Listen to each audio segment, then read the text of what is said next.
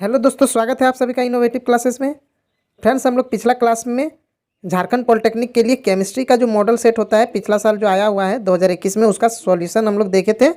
आज हम लोग 2021 में जो मैथ्स में क्वेश्चन आए थे उनको सॉल्व करने वाले हैं, उसको समझने वाले हैं। ठीक है, तो ये वीडियो आप लोग के लिए बहुत ही ज़रूरी है फ्रेंड्स, क्योंकि इससे आप लोग को पता चल जाएगा कि किस लेवल का किस पैटर्न का क्वेश्चन आता है। तो आप लोग वीडियो को पूरा ज़रूर देखें, और अगर आप इस चैनल पर नए हैं तो प्लीज़ इस चैनल को सब्सक्राइब कर दीजिए और अपने दोस्तों को भी शेयर कर दीजिए। तो चलिए अब हम लोग इस सेट को बनाना स्टार्ट करते हैं।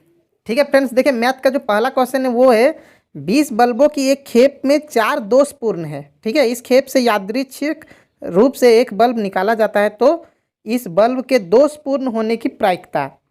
ठीक है, देखिए दोषपूर्ण होना यानी कि खराब बल्ब, तो खराब बल्ब यानी डिफेक्टिव बल्ब जो है उसका प्रोबेबिलिटी निकालना है, प्रायिकता निकालना है। तो प्रायिकता हम लोग कैसे निकालते हैं, जो चीज़ बोल रहा है वो ऊपर लिख देंगे। जैसे दोषपूर्ण बल्ब बोल रहा है तो दोष वाला कैसा बल्ब है, 4 गो। ठीक है, मतलब कितने हैं, 4 गो, तो 4 ऊपर लिखेंगे।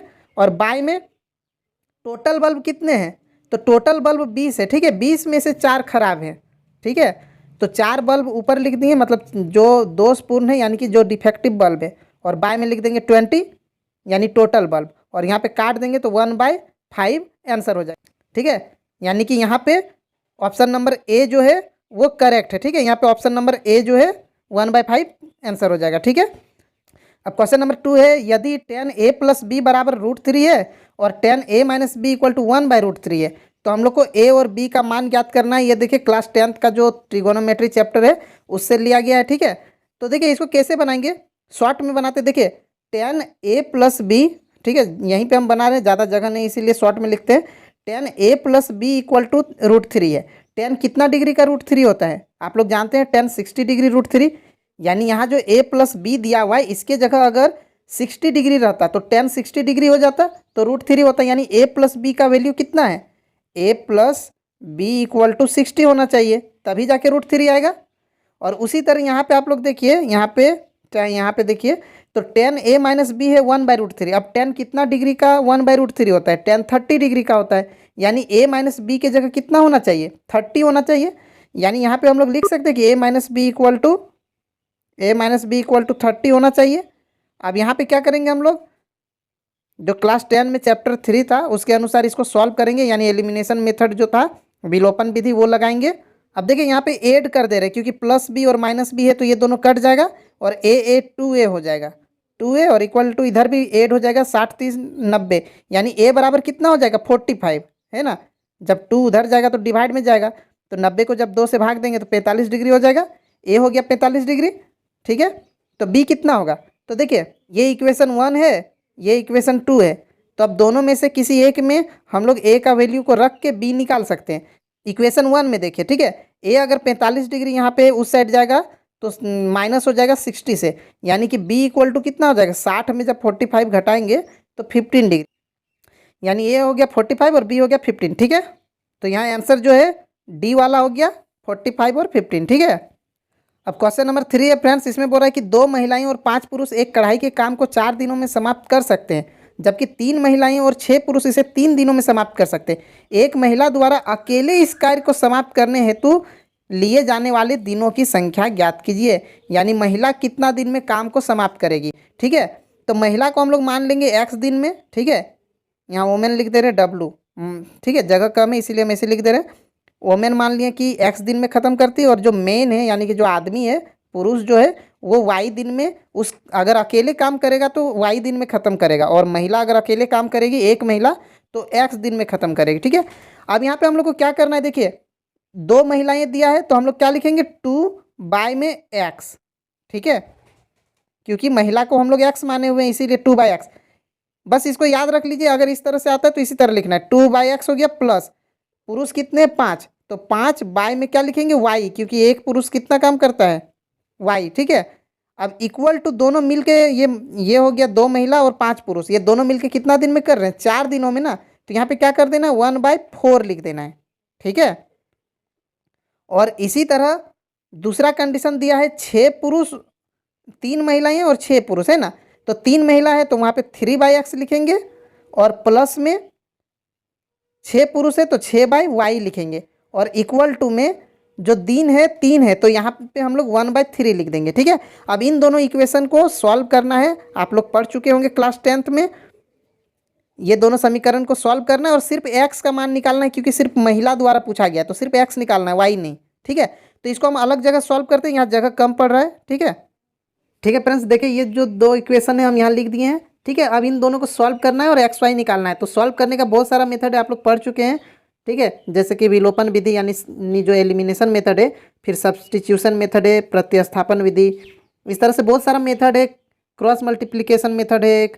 तो जो भी मेथड लगाना है उसको यूज करके हम लोग यहाँ एक्स वाई को निकालेंगे। ठीक है, हम यहाँ पे 1/x को u मान के बनाते हैं, इससे क्या होगा कि इक्वेशन आसान बन जाएगा। ठीक है, तो क्या करेंगे हम लोग यहाँ 1/x को u मानेंगे, 1/x को u और 1/y को v।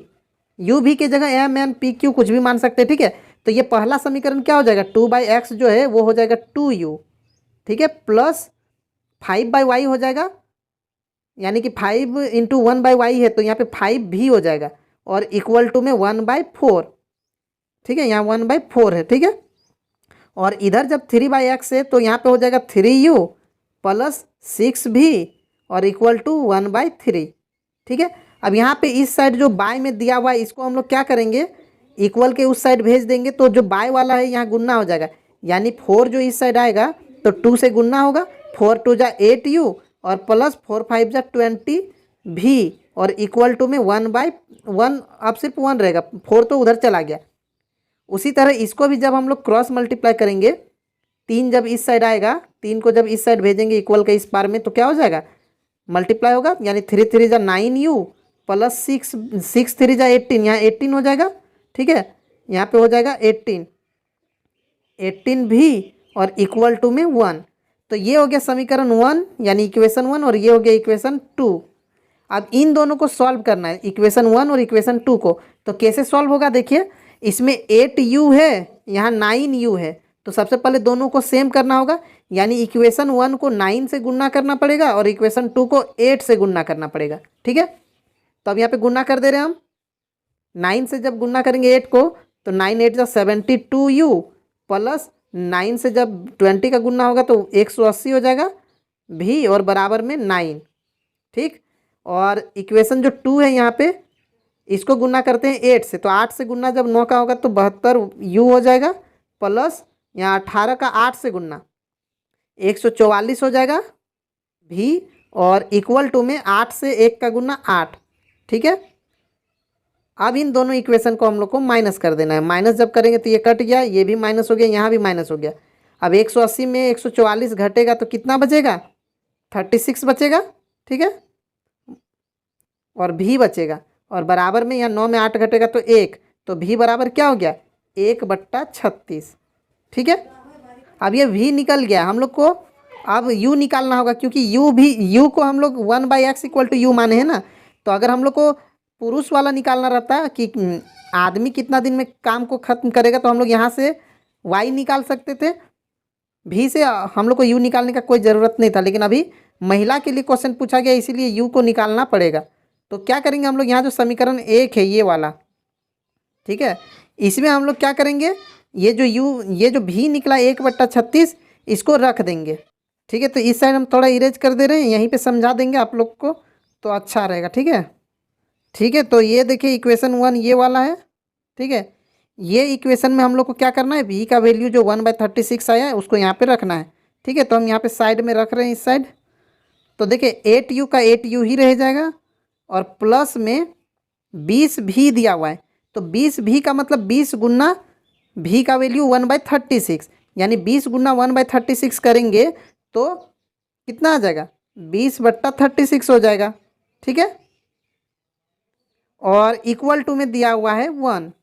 अब यहाँ से जब हम लोग 8u सॉल्व करेंगे, 8u जब निकालेंगे, ठीक है, 8u जब होगा तो क्या होगा, 1 माइनस में हो जाएगा 20 बाय में 36।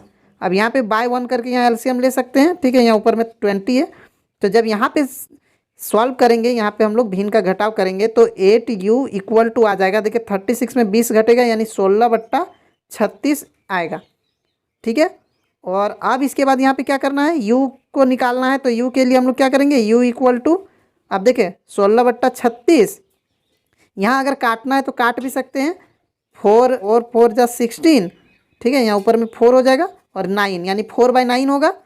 तो u इक्वल टू 4/9 और ये जो 2 है, ये जो 8 है, ये 8 भी नीचे आ जाएगा यहाँ पे गुन्ना।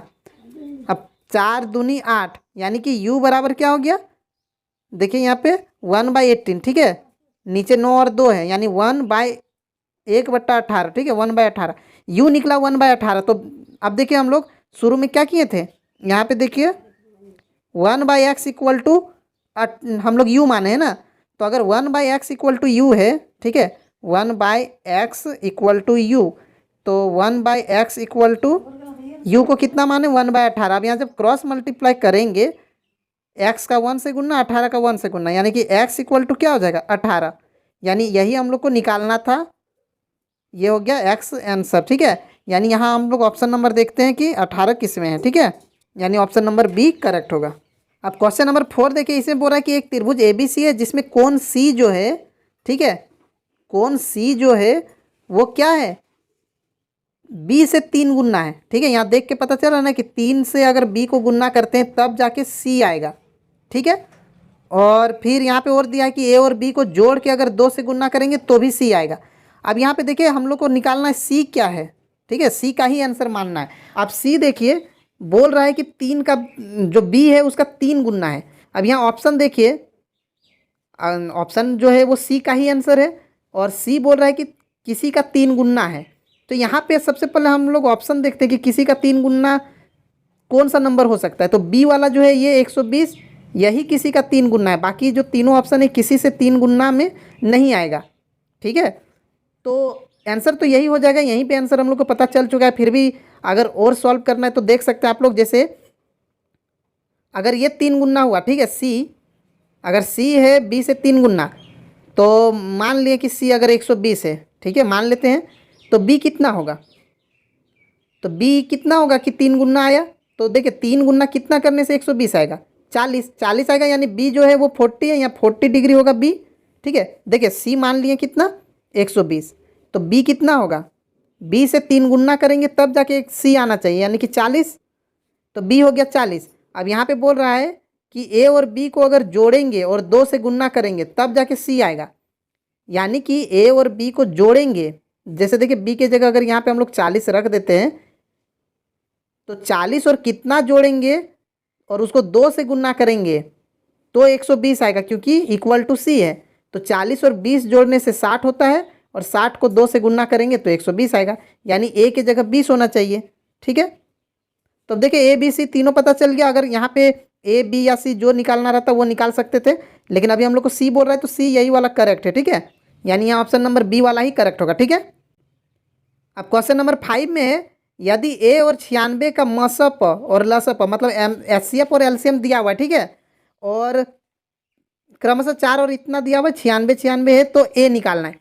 आप लोग पढ़ चुके हैं कि दो संख्याओं का जो गुना होता है उनका एचसीएफ और एलसीएम के बराबर होता है, ठीक है, आप लोग ऐसे पढ़े ना, एचसीएफ गुना एलसीएम बराबर ए गुना बी, या ए गुना बी बराबर एचसीएफ गुना एलसीएम, ये पढ़ चुके हैं ना, एलसीएम, ठीक है। अब देखिए ए मतलब कि पहला संख्या, बी हो गया दूसरा संख्या, और एचसीएफ और एलसीएम। तो यहाँ पे आप लोग देखिए ए जो है, यानी यहाँ पे पहला को ए ही माना गया है, ठीक है, और वही निकालना है। दूसरा संख्या जो है यहाँ बता दे रहा है 96 है, ठीक है। यदि ए और 96 का, यानी कि दोनों संख्या क्या क्या है, ए और 96 है, तो ए का तो ए ही रहेगा, और बी हो गया 96, और बराबर में एचसीएफ दिया हुआ है 4, और गुना एलसीएम दिया हुआ है 96, ठीक है। अब ये जो 96 है उस साइड जाएगा तो भाग में हो जाएगा 96, ठीक है। और अब देखिए ये हट गया यहाँ से, ये जो 96 है यहाँ से हट गया, तो ए बराबर अब क्या हो जाएगा, यहाँ पे काट देना, 4 से इसको काटेंगे तो 24 बार में हो जाएगा, और 24 से जब इसको डिवाइड करेंगे, तो 4 से जब इसको डिवाइड किया जाएगा तो क्या हो जाएगा 404, ठीक है, आंसर आ जाएगा 404। यानी यहाँ ऑप्शन नंबर जो है वो कौन वाला है, तो देख सकते हैं आप लोग ऑप्शन नंबर जो डी है वो करेक्ट हो जाएगा, ठीक है। अब क्वेश्चन नंबर 6 है friends, cot theta equal to 7/8 है, ठीक है, तो 1 + sin थीटा -1 / sin थीटा, और बाय में 1 + cos theta 1 minus cos theta, इसका वैल्यू निकालना है। ठीक है, यहाँ पे हम लोग क्या करेंगे, शॉर्ट में सॉल्व करने का कोशिश करेंगे। ठीक है, तो देखिए हम यहाँ पे सॉल्व कर रहे हैं इसी में, इस क्वेश्चन को ही देखिए 1 plus sine theta 1 minus sine theta, एक बार प्लस है एक बार माइनस है, ए प्लस बी और ए माइनस बी जब गुना करते हैं तो क्या होता है, ए स्क्वायर माइनस बी स्क्वायर हो जाता है, यानी कि 1 का स्क्वायर 1 माइनस बी का स्क्वायर यानी साइन, साइन का स्क्वायर होता है साइन स्क्वायर थीटा बाय, यहाँ भी उसी तरह 1 plus cos theta 1 minus cos theta, यानी यहाँ भी होगा 1 का square 1 minus cos square theta. ठीक है, अब देखिए 1 minus sine square theta equal to क्या होता है, कॉस स्क्वायर थीटा। ये फॉर्मूला आप लोग पढ़ चुके हैं, 1 minus sine square theta equal to cos square theta, और 1 माइनस कॉस स्क्वायर थीटा हो जाता है साइन स्क्वायर थीटा। ठीक है, और देखिए कॉस बाय साइन क्या होता है, कॉट होता है ना, कॉस बाय साइन आप लोग पढ़ चुके हैं, कॉट होता है, लेकिन यहाँ स्क्वायर है, cos square theta by sine square theta, तो यहाँ भी कॉट स्क्वायर थीटा होगा। अब देखिए कॉट थीटा का वैल्यू दिया हुआ है यहाँ पे पहले से 7/8 दिया हुआ है, तो अब हम लोग क्या करना है, यहाँ पे बस कॉट थीटा का 7/8 लिख दिए और उसका क्या करना है, स्क्वायर करना है। अब देखिए 7 का स्क्वायर 49 और 8 का स्क्वायर 64, यानी कि 49/64 आंसर हो जाएगा। ठीक है, यानी यहाँ पे जो ए नंबर है ये करेक्ट हो जाएगा। ठीक है, अब क्वेश्चन नंबर 7 में है, निम्नलिखित में से कौन सा सत्य नहीं है। ठीक है, गलत बताना है कि कौन वाला गलत है। तो यहाँ पे देखिए साइन 30 डिग्री 1/2 ये तो सही है। ठीक है, कॉस 30 √3/2 ये भी सही है। साइन 90 डिग्री 0 देखिए ये गलत है, साइन 90 डिग्री कितना होता है 1 होता है, यानी ये वाला जो ऑप्शन नंबर सी है ये गलत है। ठीक है, क्वेश्चन नंबर 8 है फ्रेंड्स, एक वृत्त की परिधि 22 सेंटीमीटर है तो उसके अर्ध वृत्त का क्षेत्रफल। ठीक है, वृत्त का परिधि दिया हुआ है, उसका आधा वृत्त का क्षेत्रफल बोल रहा है। तो वृत्त का परिधि पहले हम लोग जानते हैं, देखिए वृत्त का परिधि 2πr। ठीक है, वृत्त का परिधि जो होता है वो 2πr होता है, और इक्वल टू यहाँ बता दे रहा है परिधि कितना है 22। ठीक है, तो यहाँ से हम लोग सबसे पहले क्या करेंगे, आर निकालेंगे। ठीक है, तो 2 गुना 22/7 गुना आर बराबर 22, तो आर बराबर क्या होगा, आर बराबर यहाँ पे 22 गुना 7, और ये जो 2 और 22 है वो नीचे आ जाएगा, 2 गुना 22, यानी 22 और 22 कट गया, तो आर इक्वल टू क्या हो गया 7/2 निकला। ठीक है, आर निकल गया 7/2। अब हम लोग को इसका क्या करना है, अर्धवृत्त का क्षेत्रफल निकालना है, तो इसको हम इरेज कर रहे हैं अभी। अब देखिए अर्धवृत्त का क्षेत्रफल, तो अर्धवृत्त का क्षेत्रफल क्या होता है, तो वृत्त का होता है πr², ये वृत्त का होता है, अर्धवृत्त का करना है तो इसको 1/2 यानी 2 से डिवाइड कर देंगे आधा वृत्त का, तो 1/2 हो गया गुना 22/7 हो गया गुना आर का वैल्यू कितना है, तो 7/2 अभी निकला था, और इसका स्क्वायर करना है आर का, इसीलिए इसको 2 बार 7/2 लिखेंगे। ठीक है, अब देखिए 1 7 से 1 7 कट गया, 2 से 22 11 बार में कट गया, तो अब देखिए यहाँ 11 7 जा 77 हो गया, और बाय में 2 2 जा 4 यानी 77/4 आंसर हो जाएगा। ठीक है, यानी यहाँ ऑप्शन नंबर डी वाला करेक्ट हो जाएगा। ठीक है, क्वेश्चन नंबर 9 है, बिंदु Q से वृत्त पर स्पर्श रेखा की लंबाई 8 है। ठीक है, देखिए एक वृत्त है और एक बिंदु बाहर में Q है, मान लेते कहीं भी Q है, यहाँ से एक स्पर्श रेखा जो खींचे हैं बिंदु Q से, यहाँ से Q से एक स्पर्श रेखा खींचे हैं जो 8 सेंटीमीटर है। ठीक है, और केंद्र से Q की दूरी 10 है, केंद्र मतलब यहाँ सेंटर से Q का डिस्टेंस जो है कितना है 10 सेंटीमीटर है, 10 सेंटीमीटर है, तो वृत्त की त्रिज्या यानी क्या होगी, ये त्रिज्या आर निकालना है। तो ये आप लोग को हम सब बता चुके हैं। ठीक है, ये जो चैप्टर 10 से है, यहाँ पे आप लोग को पता है कि टेंजेंट जो होता है यानी कि जो स्पर्श रेखा है और ये त्रिज्या 90 डिग्री बनाता है, तो ये जो 10 दिया हुआ ये हाइपोटेनस H हो गया।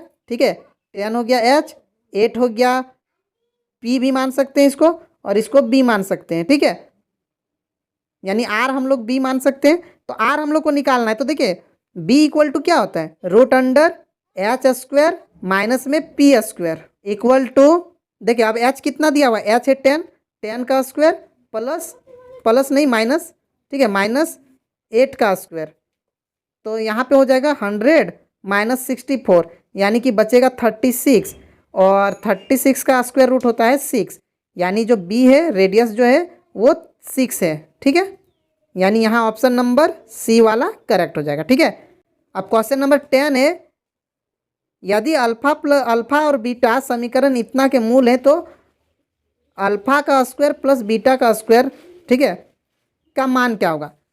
तो आप लोग देख सकते हैं कि ये जो दिया हुआ है, देखिए सबसे पहले हम लोग ये करते हैं अल्फा प्लस बीटा यानी शून्यकों का योग। शून्यकों का योग कितना आता है? -b/a। अब -b यहाँ पे क्या है, देख सकते हैं कि a है 2, b है -4 और c है -3। ठीक है, यहाँ a b c है, तो अल्फा प्लस बीटा होता है -b/a। तो -b जब होगा तो -b यानी यहाँ -4 है तो +4 हो जाएगा। 4 बाय में a यानी कि 2, 4/2 यानी, अभी इसको रहने दे रहे, रुकिए। उसके बाद अल्फा इंटू बीटा यानी कि शून्यकों का गुणनफल कितना होना चाहिए? c/a। तो c देखिए माइनस में है 3 और बाय में a यानी कि 2। ठीक है, अब शून्यकों का योग हम लोग को पता चल गया, शून्यकों का गुणनफल पता चल गया। अब हम लोग को अल्फा का स्क्वायर प्लस बीटा का स्क्वायर निकालना है। ठीक है, तो इसको कैसे निकालेंगे? तो देखिए जो a प्लस बी का होल स्क्वायर होता है, ठीक है, देखिए अल्फा प्लस बीटा, ये a प्लस बी हो गया, इसका होल स्क्वायर। तो इसका होल स्क्वायर क्या आना चाहिए? इसका होना चाहिए a² plus 2ab plus B square, यही होना चाहिए ना। यानी कि अल्फा का स्क्वायर a² प्लस बी का स्क्वायर कर दे रहे हैं पहले, और फिर 2 इंटू 2ab होता है ना, 2 इंटू अल्फा इंटू बीटा, ये होता है। अब देखिए अल्फा प्लस बीटा हम लोग का 4/2, इसको हम लोग काट के भी आंसर लिख सकते हैं। 4/2 को काटेंगे तो 2 आएगा, यानी यहाँ पे 2 है तो 2 का स्क्वायर लिख सकते हैं, इक्वल टू देखिए ये अल्फा का स्क्वायर प्लस बीटा का स्क्वायर, यही तो हम लोग को निकालना है। ठीक है, और यहाँ पे 2 गुना, देखिए अल्फा का स्क्वायर प्लस बीटा का स्क्वायर और प्लस में 2 गुना अल्फा गुना बीटा, मतलब यहाँ पे शून्यकों का गुणनफल 3/2 है, -3/2 है। तो -3/2 अगर है तो यहाँ पे जब यहाँ पे लिखेंगे हम लोग 2 के बाद यहाँ पे गुना जब करेंगे अल्फा इंटू बीटा की जगह -3/2 लिखेंगे तो 2 2 कटेगा, बचेगा क्या? -3। तो यहाँ पे प्लस ना होके, यहाँ पे प्लस ना होके क्या हो जाएगा? यहाँ माइनस में बचेगा 3। ठीक है, क्योंकि 2 और 2 कट जाएगा और अल्फा इंटू बीटा का वैल्यू है -3/2। अब इस -3 को उधर जब भेजेंगे हम लोग तो +4 हो जाएगा, +3 हो जाएगा। यहाँ पे देखिए 4 है और ये -3 इधर आएगा तो +3 और इक्वल टू अल्फा का स्क्वायर प्लस बीटा का स्क्वायर। अब यहाँ दोनों को ऐड कर देंगे 7 होगा, यानी alpha square plus beta square equal to क्या हो जाएगा? 7। ठीक है, यानी यहाँ पे आंसर जो है, जो बी वाला है, ये करेक्ट हो जाएगा। ठीक है, अब क्वेश्चन नंबर 11 है friends, if sine a equal to 5/13। ठीक है, तो हम लोग को क्या करना है? फाइंड tan a, मतलब साइन a दिया हुआ है, हम लोग को tan a निकालना है। साइन a इक्वल टू दिया हुआ है 5/13। ठीक है, और साइन a जो साइन थीटा होता है इक्वल टू, आप लोग क्या जानते हैं? p/h।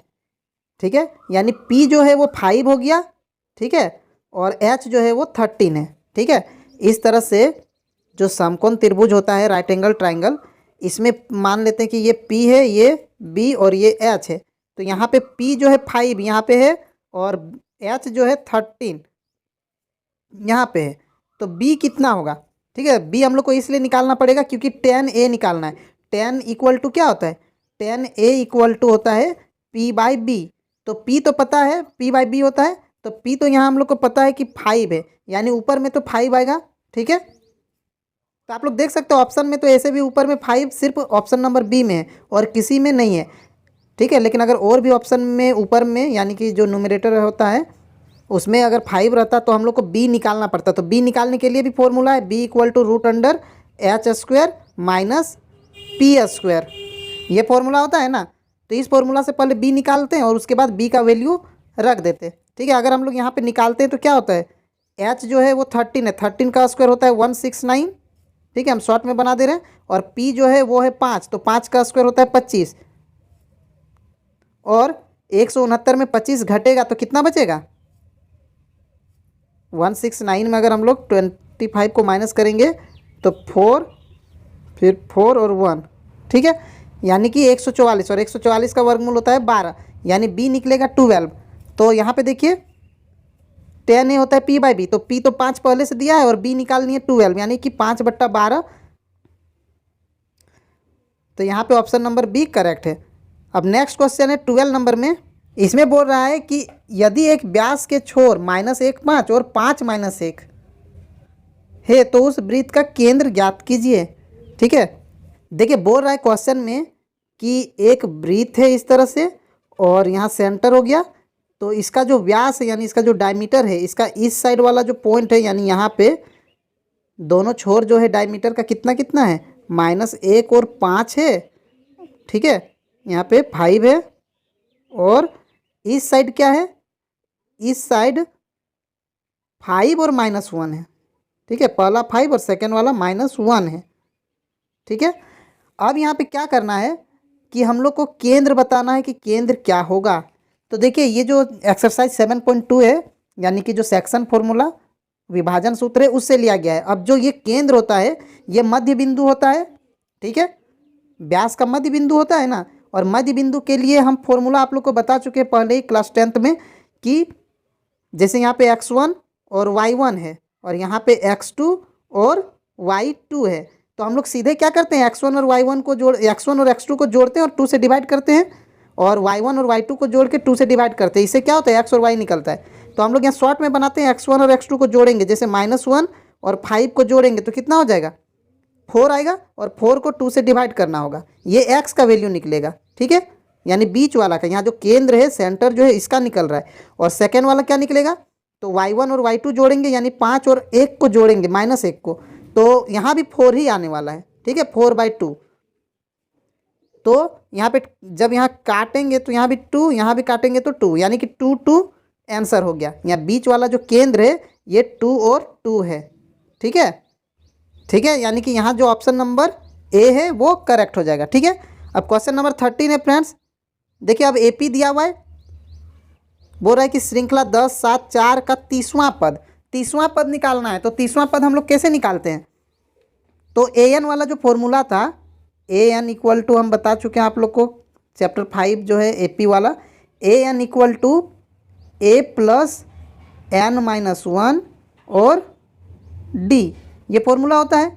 अब यहाँ से हम लोग को सिर्फ क्या करना है, a बताना है। तो a जो सबसे पहला रहता है 10, वही a हो गया 10 प्लस n मतलब 30, जो यहाँ पे नंबर बोल रहा है ना कि 30वां नंबर वाला, इस एपी में आगे जाएंगे तो 30वां नंबर में कौन सा आएगा, यानी n ही है 30। ठीक है, n 30 हो गया, -1 और d मतलब अंतर, डिफरेंस जो सार्वंतर बोलते हैं।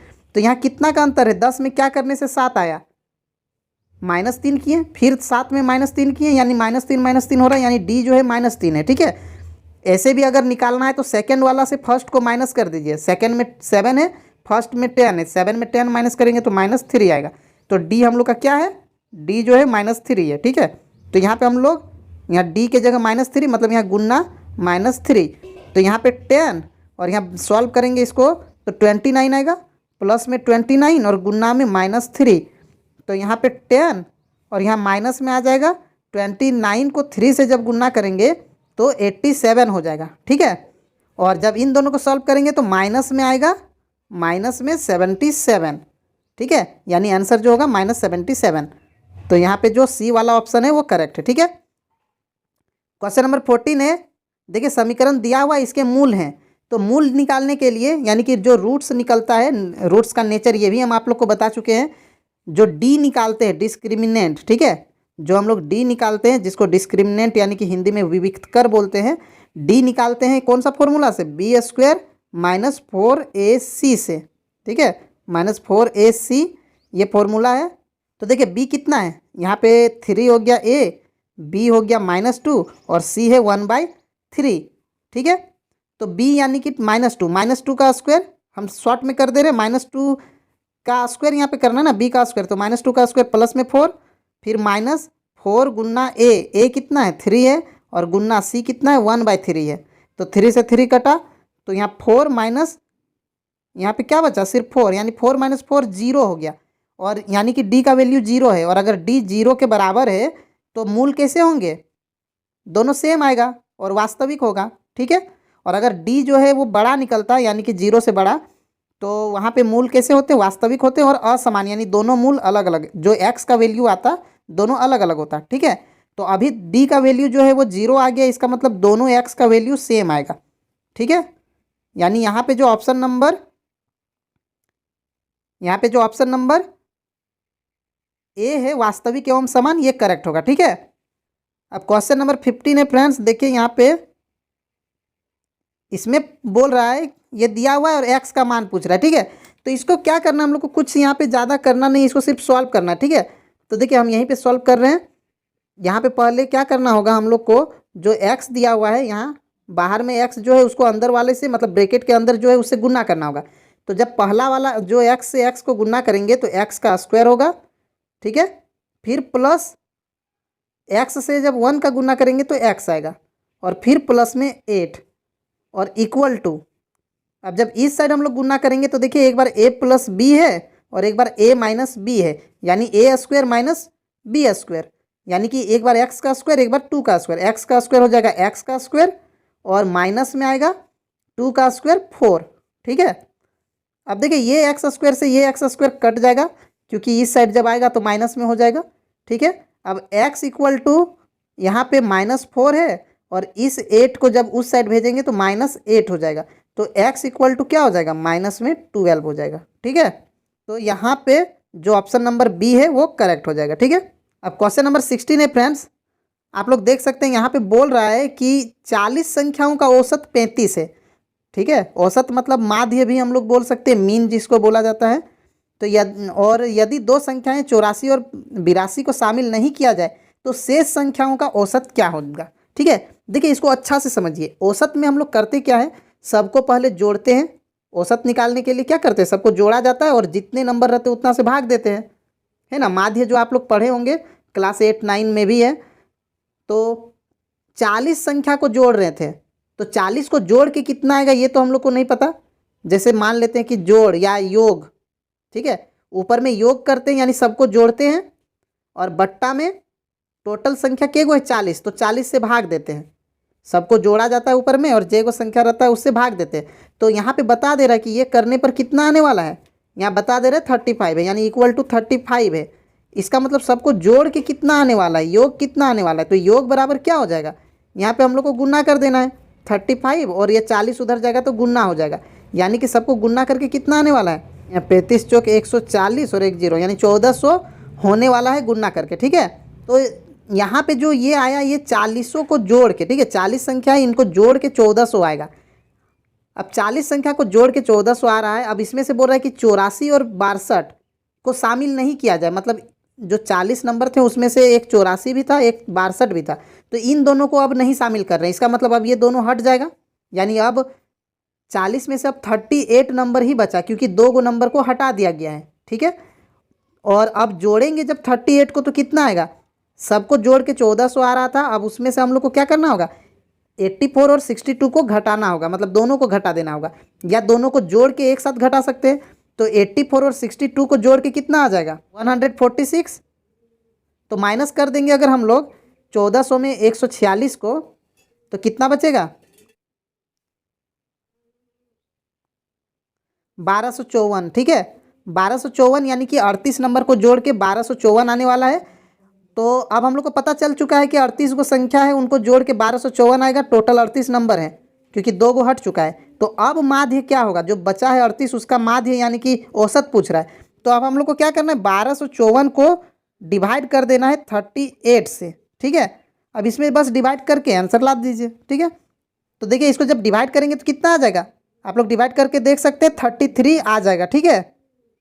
तो यहाँ पे देखिए ऑप्शन नंबर किस में है 33, तो यहाँ आप लोग देख सकते हैं ऑप्शन नंबर बी में 33 दिया हुआ है, ठीक है।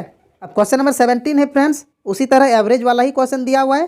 5 पुरुषों का औसत भार 75 है, 4 औरत का औसत भार 63 है और 6 लड़कों का औसत भार 38 है, तो 15 सदस्यों का औसत भार क्या होगा, ठीक है। 15 लोग हैं, देखिए आप लोग यहाँ देख सकते हैं 5 पुरुष है, 4 औरत है और 6 लड़के, मतलब टोटल मिला के 15 है, यानी इन सबका औसत भार बताना है हम लोग को। तो औसत भार के लिए क्या करेंगे, सबका भार को जोड़ेंगे और टोटल 15 लोग हैं तो 15 से यहाँ पे डिवाइड कर देंगे। तो देखिए सबसे पहले तो हम लोग को जानना पड़ेगा कि 5 पुरुषों को जोड़ के कितना आएगा, ठीक है। 5 पुरुष का वेट को जोड़ना होगा, फिर 4 औरत का वेट को जोड़ना होगा और 6 लड़कों का वेट को जोड़ना पड़ेगा। तो ये तो हम लोग को पता ही नहीं है कि 5 पुरुषों का वेट कितना कितना है, तो कैसे निकालेंगे। तो अभी जो हम बताए थे कि 5 पुरुष का औसत पता है यहाँ पे 75 है, तो जोड़ के कितना आएगा, यानी इन दोनों का गुना करेंगे, मतलब हम लोग 5 गुना 75 करेंगे, ठीक है, 5 गुना 75 और फिर प्लस करेंगे उसमें 4 गुना औरत 4 है तो 4 गुना 63, क्योंकि औरत का जो है कितना है एवरेज जो भार है वो 63 है। तो 4 को 63 से गुना करेंगे, फिर प्लस 6 लड़के हैं यानी 6 से गुना होगा किसका 38 का, क्योंकि लड़का का औसत भार 38 है। ठीक है, ये जोड़ के आ गया पुरुषों का वेट, ये जब गुना करेंगे तो आ जाएगा महिलाओं का वेट, और इसमें जब करेंगे तो आ जाएगा लड़कों का वेट। अभी सबको जोड़ के कितना से डिवाइड करना होगा 15 से डिवाइड करना होगा। ठीक है, अब जब यहाँ मल्टीप्लाई करेंगे 75 से 5 को तो कितना हो जाएगा 375 प्लस 252 प्लस 228। ठीक है, और डिवाइड में 15। अब सबको जोड़ेंगे, जोड़ने पर कितना आ जाएगा 855 हो जाएगा। ठीक है, और उसको डिवाइड किससे करना है 15 से। अब जब यहाँ पे डिवाइड करेंगे तो आप लोग देख सकते हैं इसको डिवाइड करके आंसर आ जाएगा 57। ठीक है, तो यहाँ पे जो ऑप्शन नंबर बी है वो करेक्ट हो जाएगा। ठीक है, अब 18 नंबर का क्वेश्चन है फ्रेंड्स, एक राशि साधारण ब्याज से 18 वर्षों में 3 गुनी हो जाती है, प्रति वर्ष ब्याज की दर क्या है। ठीक है, देखिए बोल रहा है कि कोई धनराशि है, मतलब मान लेते हैं कि पी था। ठीक है, मूलधन जो था वो पी था, और 18 वर्षों के बाद कितना हो गया उसका 3 गुना यानी कि 3p हो गया। ठीक है, पहले p रुपया था बाद में 3p हो गया, तो कितना रुपया बढ़ा, वही तो सिंपल इंटरेस्ट होता है। तो सिंपल इंटरेस्ट कितना निकला साधारण ब्याज, तो 3p से माइनस करेंगे अगर p को तो कितना बचेगा 2p, यानी 2p जो निकला यही है साधारण ब्याज यानी सिंपल इंटरेस्ट। ठीक है, अब देखिए साधारण ब्याज का फॉर्मूला क्या होता है, SI इक्वल टू हम लोग क्या जानते हैं p गुना R गुना t, यही होता है ना, मूलधन गुना समय गुना दर बट्टा में 100, और इक्वल टू में हम लोग लिख सकते हैं ये जो निकला SI का, ये जो है SI का फॉर्मूला है, और यहाँ पे निकलेगा SI, तो SI तो हम लोग 2p निकाल चुके, तो इक्वल टू 2p लिख सकते हैं हम लोग। अब यहाँ पे देखिए p से p कट जाएगा, और रेट तो हम लोग को निकालना है, R रहने देते हैं, गुना t, टाइम जो है वो 18 दिया हुआ है, 18 दिया हुआ है, इक्वल टू इधर 2 बचा है, और ये 100 जब जाएगा उस साइड, 100 को जब उधर भेजेंगे तो 2 से गुना हो जाएगा यानी कि 200 हो जाएगा। तो R बराबर क्या हो जाएगा R इक्वल टू, ठीक है, ये 200 को डिवाइड किया जाएगा किससे 18 से। ठीक है, 18 से जब डिवाइड करेंगे हम लोग तो कितना आ जाएगा, तो देखिए यहाँ पे 11 पॉइंट कुछ आएगा। तो आप लोग ऑप्शन देख सकते हैं, इतना ज़्यादा करने का भी जरूरत नहीं है, यहाँ 11 पॉइंट में ऑप्शन पहले से दिया हुआ है। ठीक है, तो पूरा जो डिवाइड है वो करने का जरूरत नहीं है, 11 पॉइंट आ चुका है, बस इतना काफ़ी है कि ये वाला आंसर करेक्ट हो जाएगा। ठीक है, अब क्वेश्चन नंबर 19 है, यदि 3 पर power a plus b equal to 9 गुना 81 गुना 27 है तो a प्लस बी का होल स्क्वायर निकालना है। ठीक है, तो देखिए इसको कैसे बनाएंगे, देखने में हार्ड लग रहा है लेकिन बहुत ही ईजी है। ठीक है, तो यहाँ पे देखिए जो 3 पर पावर, देखिए क्वेश्चन है 3 पर पावर a प्लस बी, ठीक है, इक्वल टू में जो दिया हुआ है 9 को हम लोग लिख सकते हैं 3 का स्क्वायर, लिख सकते हैं ना 3 पर पावर 2, गुना 81 को लिख सकते हैं 3 पर पावर 4, गुना 27 को लिख सकते हैं 3 पर पावर 3।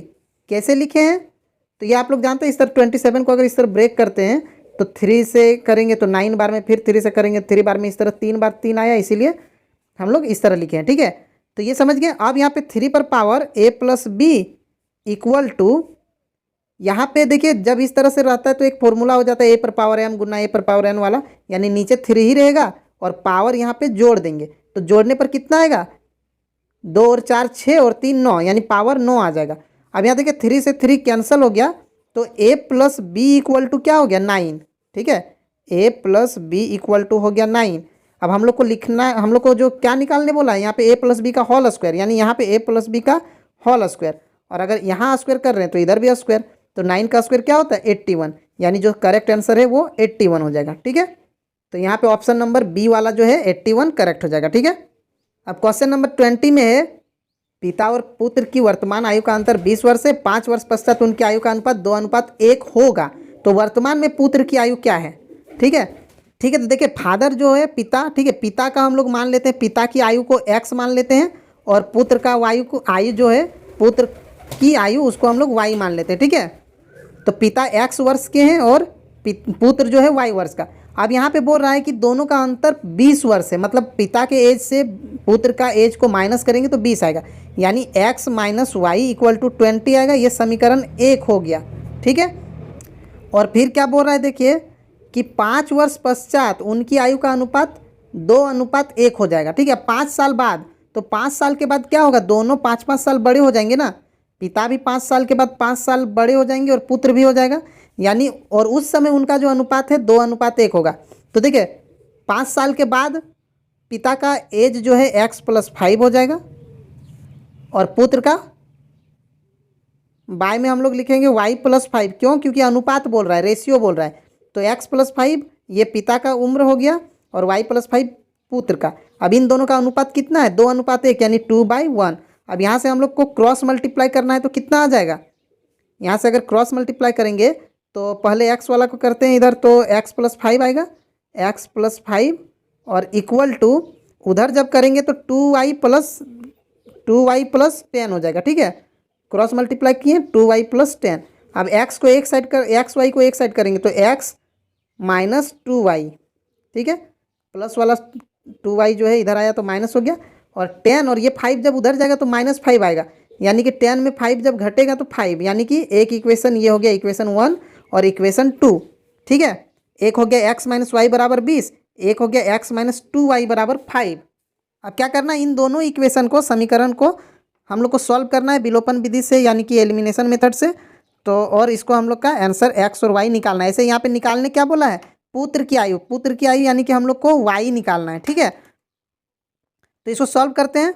ठीक है, देखिए समीकरण 1 और समीकरण 2 ये दोनों निकला, इन दोनों को हम लोग को क्या करना है, सब्ट्रैक्ट कर देना, माइनस करेंगे। ठीक है, तो यहाँ प्लस हो जाएगा, यहाँ माइनस हो जाएगा, ये x कट जाएगा और यहाँ पे -y और +2y, मतलब यहाँ पे कितना आ जाएगा, सिर्फ y बचेगा, और इक्वल टू 20 में 5 घटा तो यहाँ 15, यानी y = 15, यानी जो पुत्र है वो 15 साल का है। ठीक है, ठीक है, तो यहाँ पे जो ऑप्शन नंबर बी वाला है ये करेक्ट है। ठीक है, अब क्वेश्चन नंबर 21 देखते हैं। इसमें देखिए क्या बोल रहा है कि px जो है वो दिया हुआ है और इसको हम लोग को इससे डिवाइड अगर करेंगे, भाग देंगे, तो शेषफल क्या आएगा, शेष निकालना है। ठीक है, यानी इसको आप लोग को भाग देना पड़ेगा। अब भाग कैसे देते हैं, तो चलिए सिखाते हैं। ठीक है, तो देखिए फ्रेंड्स, इससे हम लोग को डिवाइड करना है इसको और शेषफल बताना है कि क्या आएगा। तो देखिए इसको डिवाइड कैसे करते हैं, तो सबसे पहले यहाँ शुरू वाला को देखिए x² है, तो x² को किससे मल्टीप्लाई करेंगे कि x⁴ हो जाए, बस इसी को देखना है, बाकी को मत देखिए, फर्स्ट वाला दोनों साइड से देखना है। तो यहाँ x² को हम लोग x² से ही गुना करेंगे। ठीक है, x² को x² से गुना करेंगे तो x⁴ हो जाएगा, लेकिन ये तो करेंगे तो साथ में हम लोग को इन लोग को भी गुना करना होगा x² से। तो जब -x का x² से गुना करेंगे तो माइनस में आएगा x³ ठीक है, माइनस में आएगा x³। अब इसको छोटा सा लिखना होगा क्योंकि x³ ऊपर में नहीं है, तो हम लोग को उसी का सीधा में लिखना पड़ता है जो दिया हुआ है। तो x³ तो कहीं है नहीं, इसीलिए इसको छोटा सा लिख दिए। अब फिर 1 से जब हम लोग x² का गुना करेंगे तो प्लस में आएगा x²। अब यहाँ पे घटाएंगे तो साइन बदलेगा, घटा हो जाएगा, ये प्लस हो जाएगा, यहाँ माइनस हो जाएगा, ये x⁴ और x⁴ कट गया, और ये जो x³ है ये अकेले है प्लस में, तो x³ लिख देंगे। और यहाँ पे देखिए माइनस में 3x² और माइनस में x², तो यहाँ पे कितना आ जाएगा, माइनस में 4x²। ठीक है, -3 और -1 -4 हो गया, और फिर बाद में जो ये दोनों बचा हुआ है ये सब को भी हम लोग लिख देंगे, प्लस में 4x और प्लस में 5। अब हम लोग को क्या करना है कि x² को किससे गुना करेंगे कि x³ आ जाए। ठीक है, अब x² को हम लोग प्लस में x से गुना करेंगे तो यहाँ पे हो जाएगा x³। ठीक है, फिर -x का जब गुना होगा x से तो माइनस में आएगा x², और फिर +1 से जब x का गुना होगा तो आएगा प्लस में x। अब इसको फिर हम लोग को माइनस करना है। ठीक है, तो यहाँ माइनस करेंगे तो साइन बदलेगा, माइनस हो गया, ये प्लस हो गया, ये माइनस हो गया, ये कट गया, प्लस माइनस में यहाँ 4 है और प्लस में x है, यहाँ पे x² रहेगा। ठीक है फ्रेंड्स, यहाँ x² रहेगा क्योंकि -3x² और -x² है। ठीक है, तो यहाँ पे जब सॉल्व करेंगे हम लोग तो माइनस में 3x² आएगा क्योंकि 4 में 1 घटेगा, फिर यहाँ पे प्लस में 3x आएगा और प्लस में 5 आएगा। ठीक है, अब यहाँ पे देखिए एक बार और डिवाइड होगा, आप लोग देख सकते हैं यहाँ पे, इसको छोटा कर दे रहे थोड़ा। आप देखिए x² को -3 से जब गुना करेंगे तो माइनस में 3x² आ जाएगा। ठीक है, देखिए जब तक पावर सेम है तब तक डिवाइड करना है, यहाँ एक्स पर पावर 2 था और यहाँ भी एक्स पर पावर 2 है, तो तब तक डिवाइड कर सकते हैं। अगर एक्स सिर्फ हो जाता पावर उससे कम तब डिवाइड नहीं करते हैं, ठीक है। तो एक्स स्क्वायर से -3 का गुना हो गया तो -3x आ गया, और फिर -x से जब -3 का करेंगे गुना तो प्लस में आएगा 3x, और फिर -1 से -3 का +1 से -3 का गुना तो माइनस में आएगा 3, और यहाँ पे फिर से हम लोग को क्या करना है, यहाँ पे फिर हम लोग को माइनस करना है। तो यहाँ पे प्लस हो गया, ये माइनस हो गया, ये प्लस हो गया, तो ये कट गया माइनस प्लस हो के, ये भी कट गया, बचा क्या 8, यानी शेषफल क्या होगा 8 होगा, ठीक है। तो यहाँ पे ऑप्शन नंबर जो डी है वो करेक्ट हो जाएगा, ठीक है। अब क्वेश्चन नंबर 22 में बोल रहा है फ्रेंड्स, त्रिभुज दिया हुआ है, ठीक है। देखिए त्रिभुज जो निर्देशांक ज्यामिति में त्रिभुज का क्षेत्रफल है वही यहाँ पे बनाना है हम लोग को। देखिए ABC दिया हुआ है, एक त्रिभुज के तीनों शीर्ष यानी तीनों वर्ग। तो देखिए इसको कैसे बनाते हैं, इसको हम अलग जगह अच्छा से समझाते हैं, ठीक है। ठीक है फ्रेंड्स, देखिए इस तरह से एक त्रिभुज दिया हुआ है ABC, और इसका तीनों जो निर्देशांक, तीनों जो शीर्ष है उसके निर्देशांक दिया हुआ है, ठीक है। तो इसमें हम लोग को बस फॉर्मूला लगाना है और एरिया यानी कि क्षेत्रफल निकाल देना है। तो देखिए ए वाला जो रहता है इसको हम लोग x1, ठीक है, x1 और y1 बोलते हैं ये, और बी वाला को x2 और y2 बोलते हैं, और सी वाला को x3 और y3 बोलते हैं। तो हम लोग को बस यहाँ पे फॉर्मूला लगाना है, ठीक है। जो ट्राइंगल का एरिया होता है वो क्या होता है, तो वो होता है, हम डायरेक्ट लिख रहे हैं 1/2 होता है, और ब्रैकेट के अंदर में x1 अगर रहेगा तो y2 - y3 होता है, फिर x2 हो जाएगा तो y3 - y1 होगा, और फिर प्लस में अगर x3 रहेगा तो यहाँ पे हो जाएगा y1 - y2, ठीक है। यहाँ y1 - y2 ब्रैकेट बंद। तो अब यहाँ से सिर्फ हम लोग को क्या करना है, यहाँ पे सिर्फ वैल्यू सब रखना है, ठीक है। 1/2 हो गया। अब x1 देखिए हम लिख दिए थे 1 है तो 1, और ब्रैकेट के अंदर में y2 हो गया 6 - y3 है -5। तो देखिए फिर -5 यानी कि माइनस माइनस 2 बार आ जाएगा तो प्लस में हो जाएगा 5, ठीक है। प्लस x2 कितना है तो -4 है, तो यहाँ हम -4 लिखते हैं, और फिर ब्रैकेट y3 है -5 तो -5, और फिर माइनस y1 कितना है -1, तो यहाँ फिर से 1 हो जाएगा प्लस में क्योंकि 2 बार माइनस आया। इसी तरह प्लस x3, तो x3 कितना है -3 है, फिर से -3 है x3, और ब्रैकेट के अंदर में y1 है कितना -1, तो -1, और फिर -y2, तो y2 है 6 यानी माइनस में 6 आएगा, ठीक। और यहाँ बड़ा वाला ब्रैकेट हम लोग दे सकते हैं, बाद में बंद कर सकते हैं। अब यहाँ 1/2 हो गया, और यहाँ पे जब सॉल्व करेंगे तो 1 गुना 6 और 5 11 हो गया, प्लस -4 से, ठीक है, यहाँ -4, और यहाँ जब सॉल्व करेंगे तो यहाँ भी -4 यानी -4 गुना -4 होगा, और फिर यहाँ पे +3 गुना -3, ठीक है। यहाँ पे क्या है -3, यहाँ -3 है तो -3 गुना -7। यहाँ ब्रैकेट आप लोग को देना है तो दीजिए, नहीं देना है तो मत दीजिए, ठीक। अब यहाँ पे 1/2 हो गया, यहाँ पे 11 हो गया, यहाँ माइनस माइनस प्लस में हो जाएगा 16, और यहाँ भी माइनस माइनस प्लस हो जाएगा 7 या 21, ठीक है।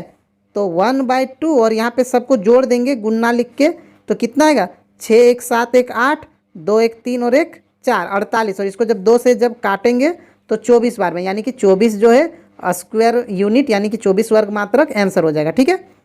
ठीक है, तो यहाँ पे ऑप्शन नंबर जो ए वाला है वो करेक्ट हो जाएगा, ठीक है।